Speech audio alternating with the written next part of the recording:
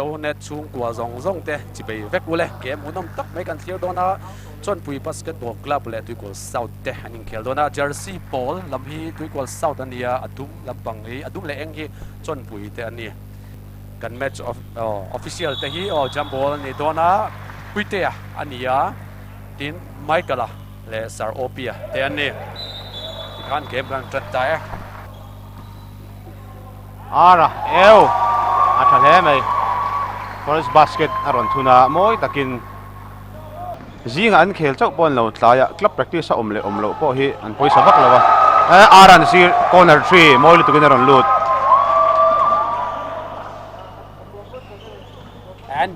Andrea ball board sir fu lawa de an lo la a fumble hlau mai lutian bola king pay buli ball khela tum an double team si traveling an ko tlat mai ka chu anh screen as well three ni hei chon pui game ani arviela to Andrean faka lian moya all an vain muthai em open lutuk bol lapa pia ka re opia ania pi member cha get ara alut leta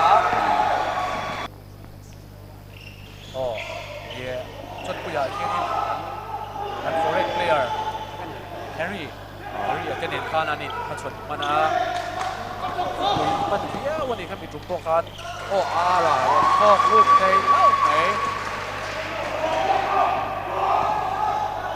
นี่นะara kan tulea ara chunga bok ara hi chiun chi ka kena king khani chia om ni ta sia in a fitness sian alo sil ve ta em bokani zola na tu ma zong ai maintain tra em sai na ya ron alawai jersey thar in ka sia ai pe thau pe po eng tet mai a chon pui le eng ni to ni tun chuan ri ruwa zong ya ni ara katsu muscle power basket ani chu ka free le to a palian alo khoi la lian moi basket kha amoi si kha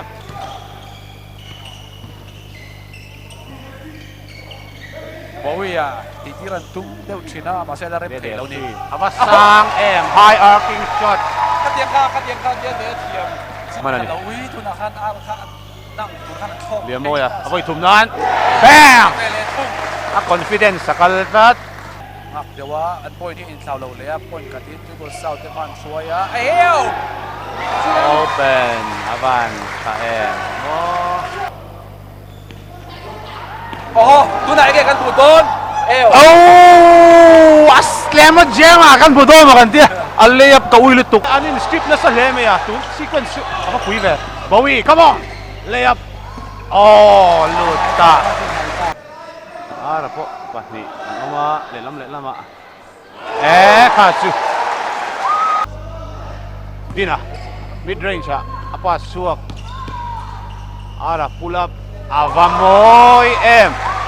ara release point hi asang le mai ringai hi sabrama min om santa arlal ne puya hi om me bokani hi hesitate da lute and 3 on try alut nal mai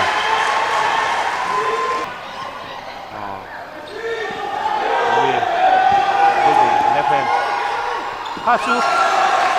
thian pa ting ai nam lo tro na talnal tuk a tournament hi asang ve rim ma boro ki anei ve em ani tu na te po kan mono pangjok chu tem chu an siat le de china an bo khaya te kan khor de una oma he gi lute versus ara RV la hachu a slip tat mai easy layup season 6 ani mo season 6 le 5 apa chiang ve chu do din na ti da dei mai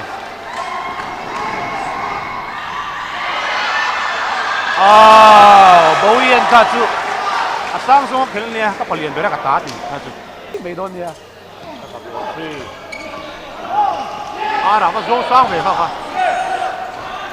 left nu lo pa ui pang em Paka kan mulaya Paka shoot thadu free lawa Bowie la zonga ara le Bowie ara spin move inside and scoop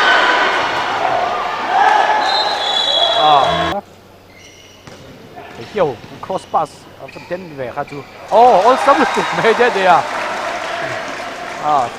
MSL khel pa chin an dia film tu me tur ko tan na kin na lo e tian moi takin te tian Bowie mid range lut low Lian moi versus Dina akal tang low pilak nan don nge si akon si le mai an team an tang World Cup ani tuna hian Triple South lamte an game mu nom ta san ti lam pagin point na kan ta ok mai point rukin ron kang chho to ol sam takin an la thai tu hi nia aran entry pass de pin mu reverse layup ball zawa reverse layup paron ne le lu le tan ti chon pui basketball cup hianin lutea entry pass receive layup down tin man mo ri ru ka man mo la man mo ni Bowie chuanga ara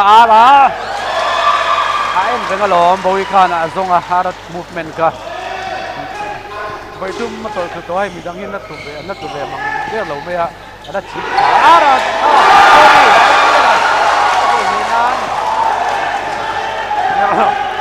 game mà trắng sầu lệ ta Bowie handle là cái là tang puta là tang tra non tang lệ ta tiệt puya with 3 points ma rang nu tokin Zodina pump fake alut aba pui mo em tuna lead hi one single basket equaling 2 points ara aglay pay aba mo em Ara ron lut le Ara jumper twist ben tum tona Arviera kon lama yan moya toy fet chak thayani tui ko sa lampang aman chak mi em Ara bokania Ara gadi chu Ara hanki mol meni khat ko ta kan Ara 36 points anei to because sa karan Bowie and 10 assists anay boka pump fake take and fake cut en tin mo ni an ti angai don ani turnover minute 2 mala om turnover la om yo back pass ati mai kha chu an kon fi chau chen viau ti ko le pathum ya aro chak vele tunga chon Roma Shaman tum mo nitso kadete hi down basket nei ve zau mai te ball pakat le basket way khat buzzer beat layup electric red tangwal te anara te lom le ni ole dikan zanin kanin khel kan zo le ta ti gol south le Chon Pui basketball club te MSL season 7 game 2 nong khel zo le ta